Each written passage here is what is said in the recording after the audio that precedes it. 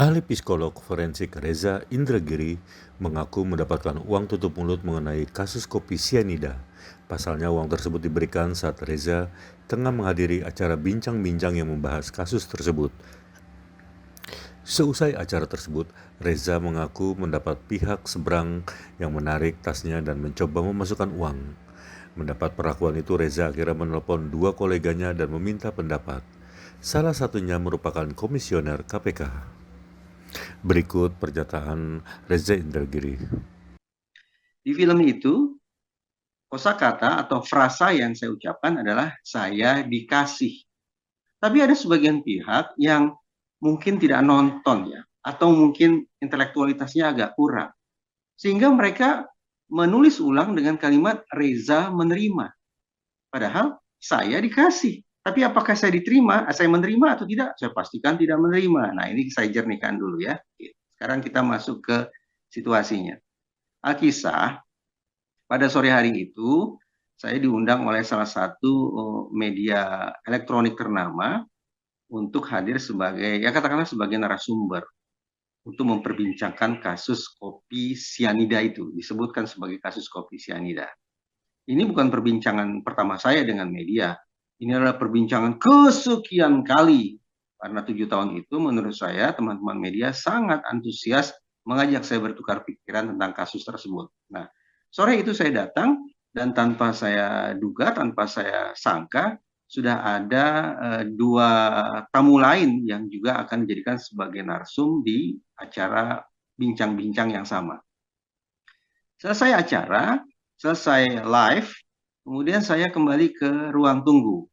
Saya jalan sendiri, dan kemudian ada dua pihak lain yang juga masuk ke ruang yang sama, ditambah satu orang staf dari media tersebut. Saya lupa entah hostnya, entah guest bookernya, entah produsernya yang mengajak saya berbincang-bincang. Nah, sambil saya berbincang bersama tuan rumah, saya melihat orang di sebelah saya tiba-tiba menarik tas saya dengan cara paksa. Tanpa bicara bu sama sekali, tiba-tiba menarik.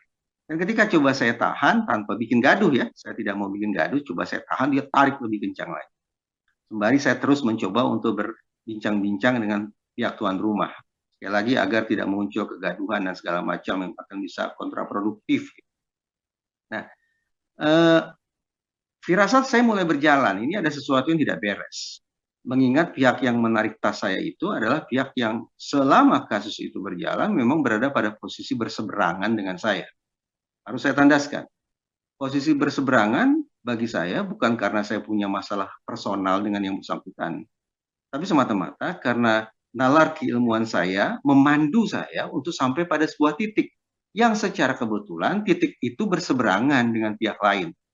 Jadi murni bagi saya perbedaan ini adalah konsekuensi dari nalar keilmuan yang saya punya, bukan akibat ada persoalan pribadi antara saya dengan dia.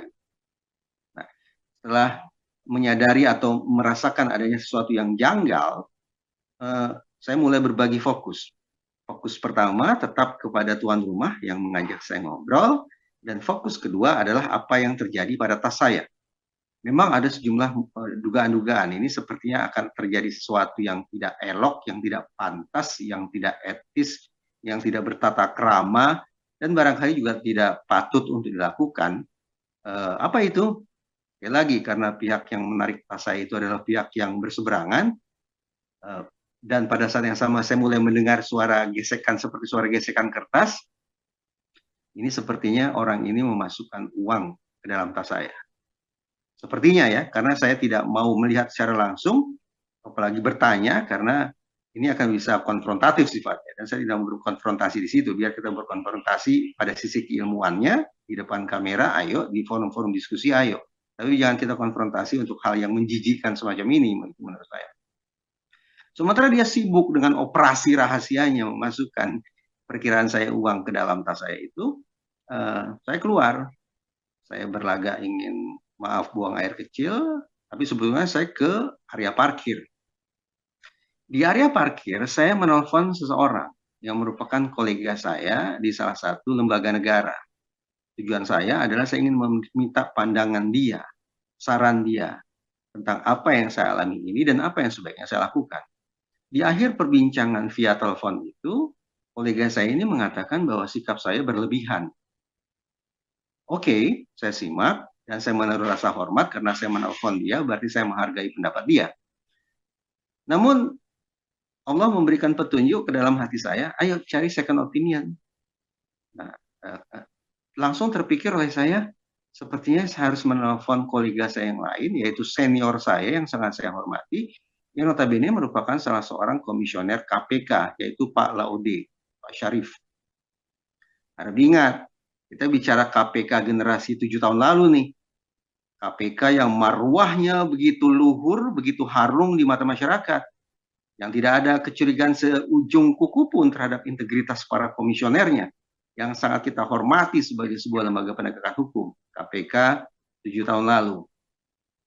Berbeda dengan pandangan kolega saya yang pertama, kolega saya, tepatnya senior saya di KPK ini, yaitu Pak Laude Syarif, singkat saya namanya, beliau justru punya pandangan 180 derajat bertolak belakang. Beliau memandang ini sebagai masalah serius.